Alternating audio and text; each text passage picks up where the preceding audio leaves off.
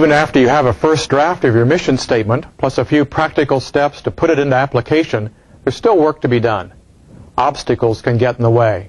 Forces of resistance can come up. Two challenges come up for almost everyone: fear and self-doubt. In Edgar Cayce's advice to hundreds of people who are trying to live a personal mission, fear is identified as the most crippling of all emotions, and the list of potential fears is daunting. Fear of failure, fear of success, fear of there not being enough, fear of being misunderstood.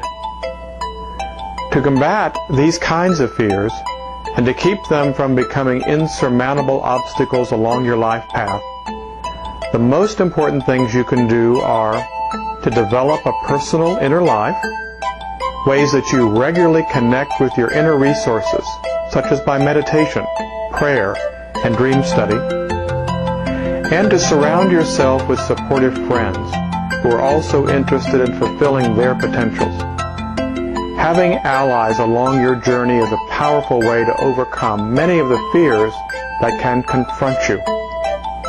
Self-doubt is another key obstacle that can easily keep you from moving ahead with your personal mission.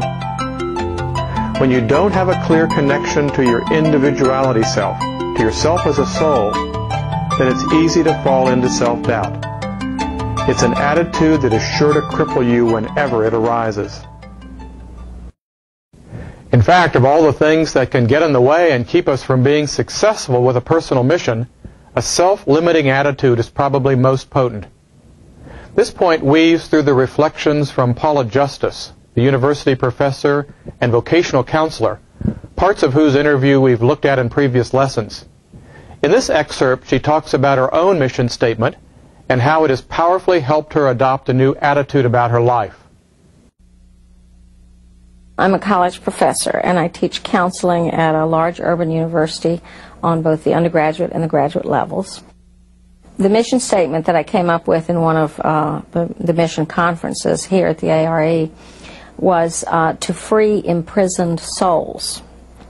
And the most obvious place that I feel I'm working with that mission is in my counseling, where I'm working with clients who, in a way, are imprisoned or restricted by past traumas or fears or defense mechanisms or self-defeating behaviors.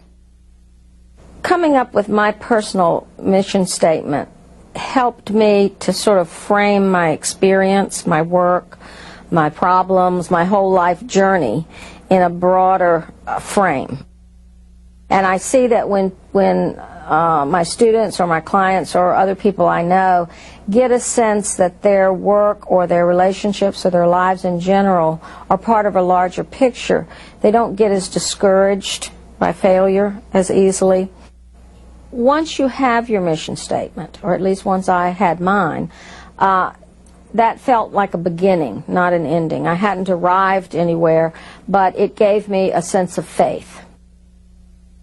Your life doesn't so much change as you change. So there'll still be conflicts, there'll still be problems, there'll still be failures and roadblocks and obstacles. It's just, it gives you a different way of looking at them. If you think of the story of Scrooge, at the end of the play, nothing had changed, only his attitude toward it. And really that's, I think, what the mission statement does, is it gives you an attitude, inspiration in a way, that even when you get disappointed, you can rest on this. And it can inspire you and revitalize you to keep going when things are difficult. The inspirational potential of your mission statement should not be underestimated. The fact of the matter is, there will always be days that are discouraging and disappointing. What can distinguish some people's lives is the feeling of personal mission that allows that man or woman to interpret and deal with frustrating circumstances in a healthy way. Knowing what you want your life to be all about can give you the strength to cope with the times when things don't seem to be going very well. In many ways, it all boils down to attitudes. As you continually look for ways to be living your mission statement, remember the importance of your attitudes. Nothing gets in the way faster than negative thoughts that limit you. Watch your inner talk and observe any statements you repeatedly make to yourself. Do any of them anticipate failure because of your personal weaknesses or the biases that people may have against someone like you? Perhaps you'll observe yourself silently saying words like these: I'm too inexperienced. I'm too young, or I'm too old. I'm a woman, and women never seem to get the opportunities I want. I'm from a racial minority. I haven't had a good enough education. The list of possible self-limiting statements is nearly endless. But you can imagine what happens. Like a hypnotic suggestion, these words begin to shape the way you see yourself and the world.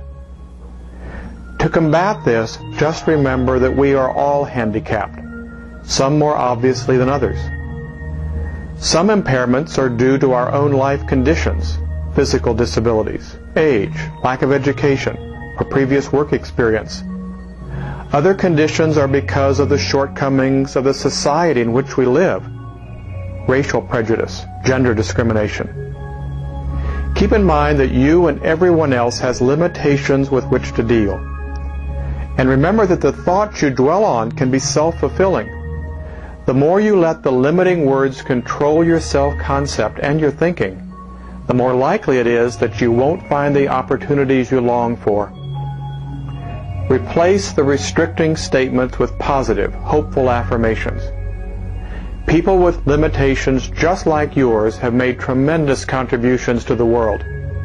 You may have to work a little harder to get what you want because of some constraints, but make up your mind to do whatever it takes. That's the key. Make up your mind to do whatever it takes. With a vision for your life, with a personal mission statement in place, it's still going to take plenty of work. And as you take the needed steps to actually live your soul purpose, remember there are signposts along the way. Edgar Cayce spoke of feedback signs that people could expect to start seeing more often as they live their mission in life. There's no better way to end this course than to list those elements. This is what you can expect to start happening in your life more often in the months and years ahead as you live your mission. Life opens up in surprising new ways. There's a sense of wonder and awe about how magnificent it is to be alive. The lives of other people are being helped by your own efforts. In other words, there's some kind of service element to everyone's mission. In some way, it's making the world a better place, and the lives of other people better in some way. You feel the presence of God more often. Everyone experiences in a different way that connection with the Creator, with the Divine. But however it happens for you, Cayce suggests we're likely to start feeling it more often as we fulfill a mission. You see purposefulness in life all around you. As Cayce often said it, all of life is purposeful. And when you connect to and live your purpose, it results in your seeing how purposeful and purposefulness is unfolding all around you, also in the lives of others. Extra creative energy. As you live what you were born to do, there will be days when you experience extra vitality, an energy that's hard to explain in any rational or physical way. Right timing of resources. What you need comes to you with right timing. Knowledge, other key people, money, time, whatever is truly needed for your next step can flow into your life. Of course, there will still be times when you feel like something you need is not at hand. It certainly happened in Edgar Cayce's own life story. But when you step back and look at the big picture, you can see that even shortages play a purpose. And what is truly needed comes with its own right timing. And then finally, joy. This was the emotion that Cayce said would especially be found in the life of someone living his or her soul purpose. Of course, that doesn't mean that every waking hour of every day is going to be filled with joyful ecstasy. There will be some down days.